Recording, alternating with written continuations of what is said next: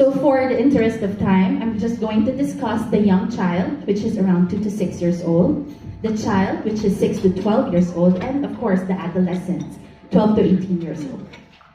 So this is a young child. We know that a young child usually increases in strength. They are longer, they are leaner. These are the times when they talk a lot already, right? Aside from counting, they'll ask you a lot of questions. Questions that sometimes you want to answer, sometimes you just want not to answer, right? So this is also the time when they already recognize their emotions. Why they're sad, why they're happy. And this is the time when friends becomes very important to them. Other than that, this is the time of exploration. You can just tell them, sit down in one corner in a garden. What will they do? They'll slowly go down, try to walk on the grass, try to manipulate the soil, and see for themselves what's going to happen. So this is your young child. So these are, with all those development and all those environmental insults that this young child encounters, these are the common skin affectation that this young child age group has. First off is eczema. Eczema that is usually resulting from very dry and sensitive skin, followed by, of course, your bacterial infection, your impetigo. Impetigo, also known as your mamasok, right? The folliculitis. These are the folliculitis is like a preamble to your boils, the common pigsa. Okay? And then the viral infection, of course, mommies of young child would know. The skin rash, the exanthem, the measles, the German measles, or the titas hangin, and the viral warts as well as the mollusco. Now let's go to the next age group, the child. So we're done with the young child. The child is the 6 to 12 years old. So this is the time when these children, more than narrating or telling you stories, they would also use the figurative language, some metaphors. Also at this point in time, just this children prefers to play with people or gender, same gender or same sex group of friends. This is also the time when they already know what's no for them and what's yes for them. So this age group, what skin diseases do we deal with? Again, eczema is still there. Eczema that's resulting from sensitive skin. And always remember, the 6 to 12, I think you will all agree with me, the varying hygienic practices, right? The boys, a bit harder to push to take a bath than the girls. The boys, it's harder for them to tell them, can you please shampoo your hair? Can you please put on your soap? Because the girls will do that because they know it's part of bathing. But for boys, you have to watch them. Watch them outside of the toilet. You shampoo well. Shampoo the back part. I should know that. I'm raising gentlemen. And I'm right here. I have an 8-year-old, a 7-year-old, and now I'm nursing a 5-month-old. So next is bacterial infection. See? I put their impetigo, the same with the child, the young child. There's also folliculitis in your bones. But see the bromhidrosis? I think everybody can relate, especially moms of gentlemen. When they raise their arms, remove their shirt, something is really wrong. There's body odor there, anak. Do you know how to take a bath? Did you take a bath? Yes, mom, I took a bath. You saw me. No, I didn't see you. Wash again, wash again. So that's bromhidrosis, body odor. Girls, I have very few patients who have bromhidrosis. Most of the time, the girls has a family history. But these are usually active boys. And yes, it's a bacterial infection. The fungal infection is there already. Fungal infection, why? Again, the variation in hygienic practices. And then lastly, 12 years old, acne, right? These are the pre-adolescent or your pre-pubertal acne. So our last age group is, of course, the adolescent. Anybody dealing with adolescents? Yan. Madami na din. Madami na din pala. So, this is a period of great physical changes, right? Menstrual changes in ladies, and the pubertal physical changes in gentlemen. So what? This age group is very hard to deal with. They want to spend more time with friends than with the family. And this is the time when they start to question your house rules.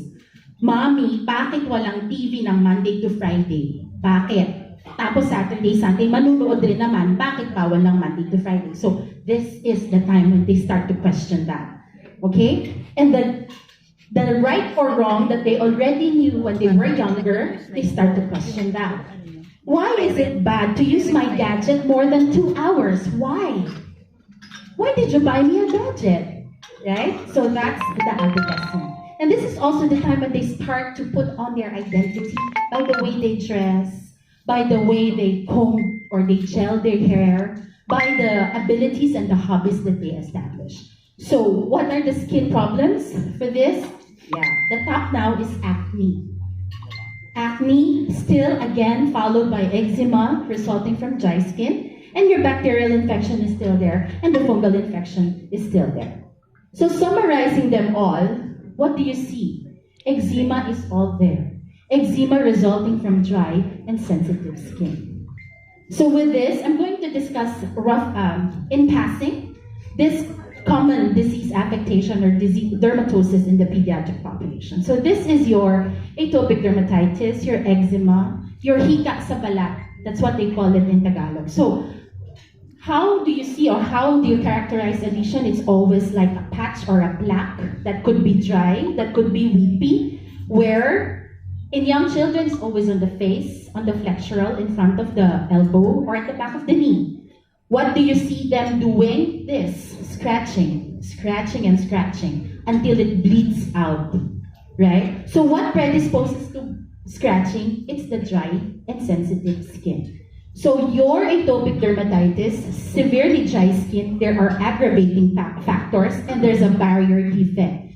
Barrier defect is a medical term that we use for sensitive skin. Okay, so what are the aggravating factors? Here are the common skin irritants that the child usually encounters. You see saliva, sweating, dust mites, infections. Infections, by infection, I mean systemic infection. Common cough, common colds, sore throat. If they have that, they can have a flare of their eczema. And vaccinations. Hindi ka ba pro-vaccinator? I'm a pro-vaccination. It's just that I see in my younger patients, if they undergo vaccination, a flare could be expected. I'm not telling you not to vaccinate. What I'm trying to tell you is to use your anti-eczema or your very mild soaps prior to, probably a week or 5 days before getting a vaccination. Okay, so this one, the bacterial infection, this is your mamaso. Mamaso, that's what they call it. How do you characterize this? The honey-colored crusts, where would you usually see it? In front of the nose, on the face, or on the extremities. Common in young children. How do we treat it? Of course, it's a bacterial infection, so we have to give an antibacterial. Topical, usually we give topical. Next, this is what I've been telling you, the bronchidrosis. Sabi mo, Doc, hindi naman nagkakaroon yung girls. Meron yung mga girls. There are active girls and there are girls who have the family history. Because bronchidrosis, the exact mechanism of action why it happens is still unknown. But the reason is there's the apocrine glands and the sudoriferous or their sweat glands. These are the one that overproduces sweat. Together with, if it's pubertal, there are hormones also that are involved, plus the bacteria. So it's always like that. It should be sweat and bacteria. If it's just sweat alone, there's no bacteria, there's no body odor. If it's just bacteria alone and no sweat, there's no body odor. So how do you treat it? You can stop the sweating. So even if the bacteria is there, there's no sweating, there's no body odor. Right? Or you can remove the bacteria, let the sweating go. If there's no bacteria, then there's no body odor. So that's how we usually treat your bronchidrosis. This one is lifted from dermnets.org.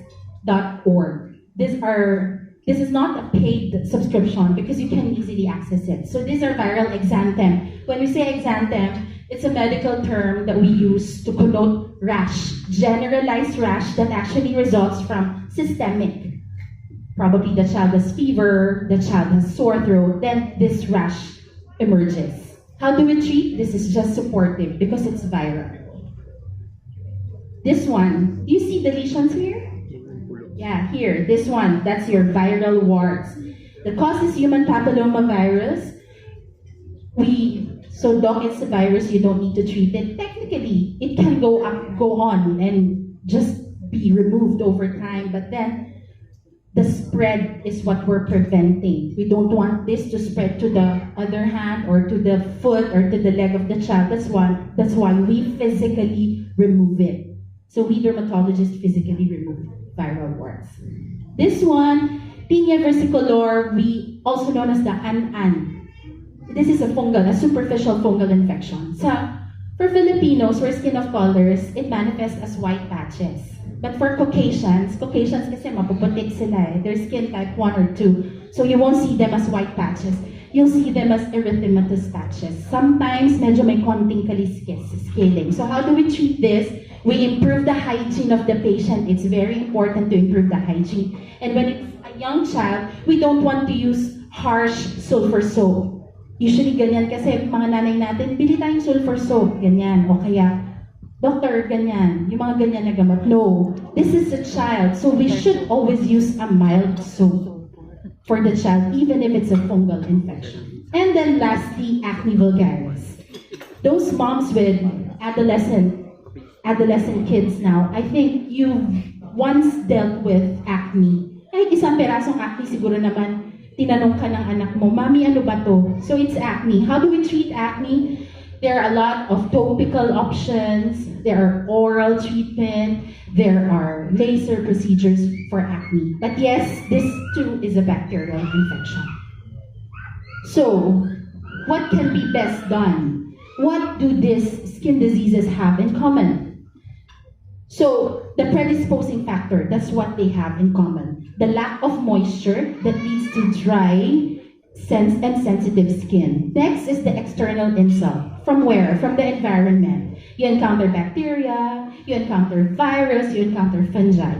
And the variation in hygienic practices. Iba ang lalaki sa babae. Iba ang 6 years old sa 12 years old sa 15 years old. Iba ang hygienic practices. So how do we give solution to these problems? We need to improve their hygienic practices. By improving their hygienic practices, the bathing and cleansing with mild soap is very essential. Hindi porket 12 years old na yung anak mo, pagamitin mo na lang siya ng kahit ano na sabon. Okay? You have to consider everything. You have to add moisture, and you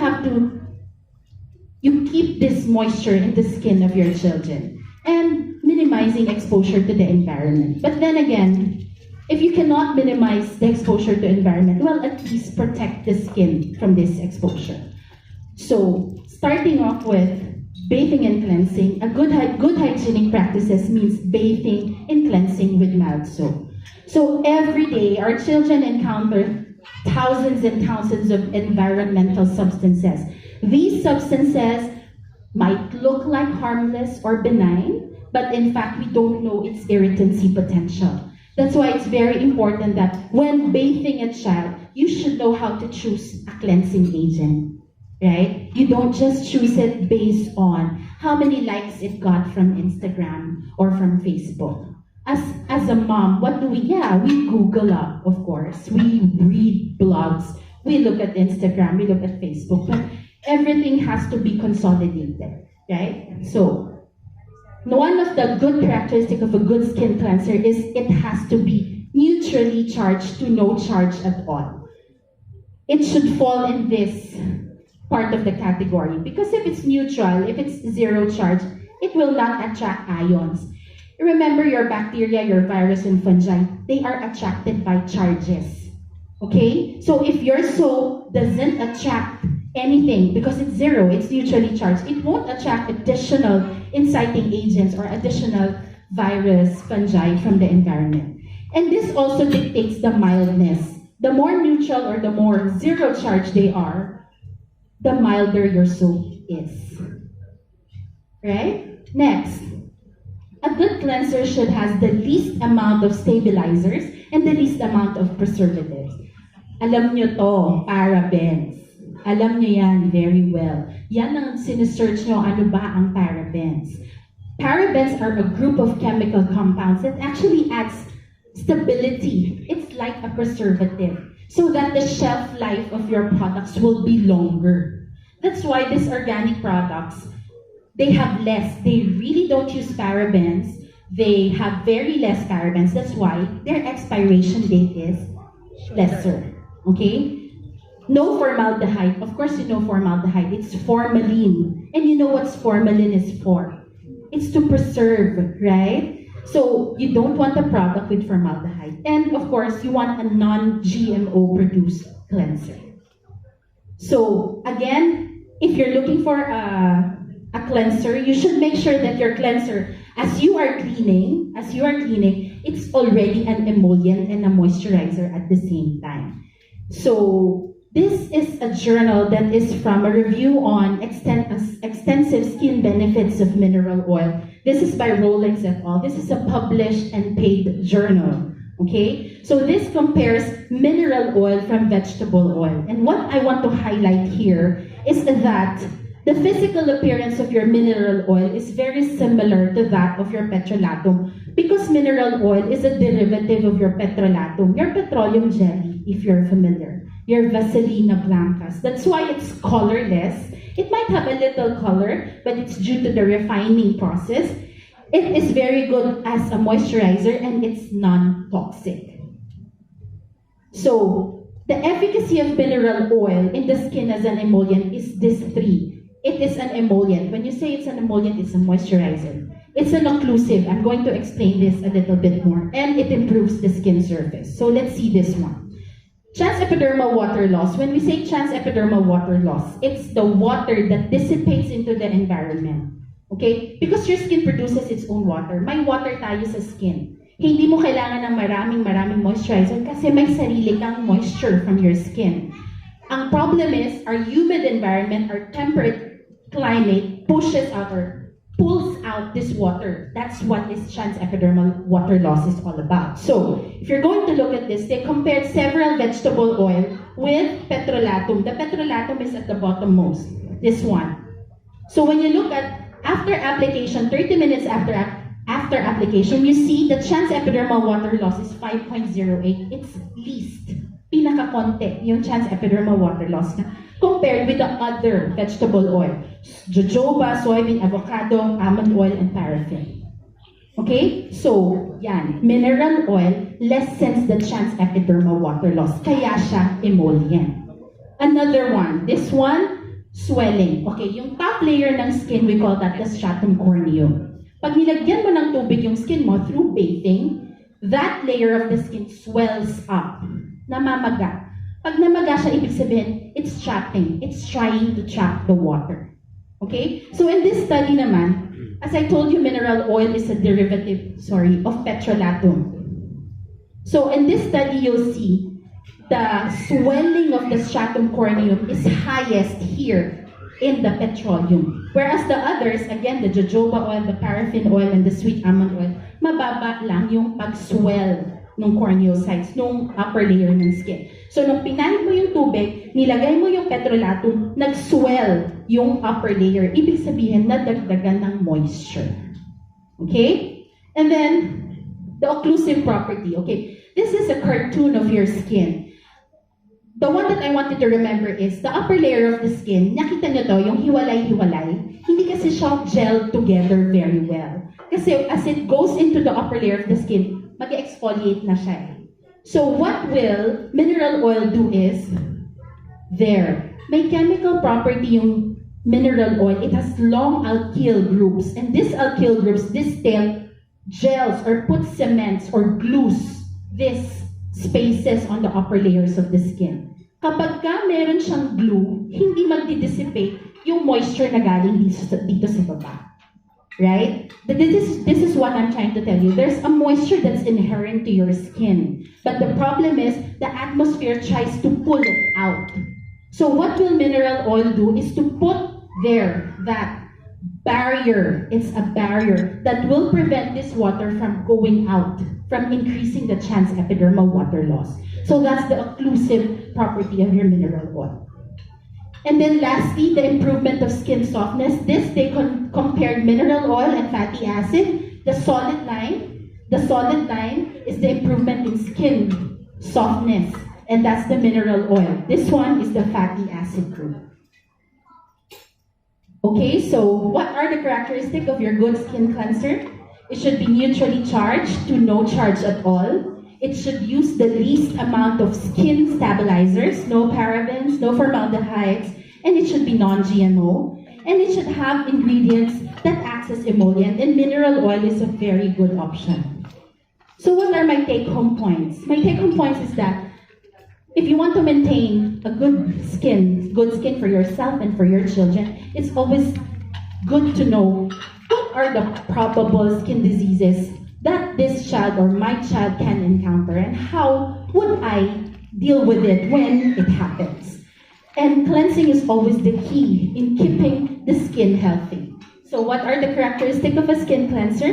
It should be an emollient. At the same time, it should have the occlusive capacity, and it should moisten, soften the skin. You don't like the parabens, you don't like the GMOs. So with that, I end my talk.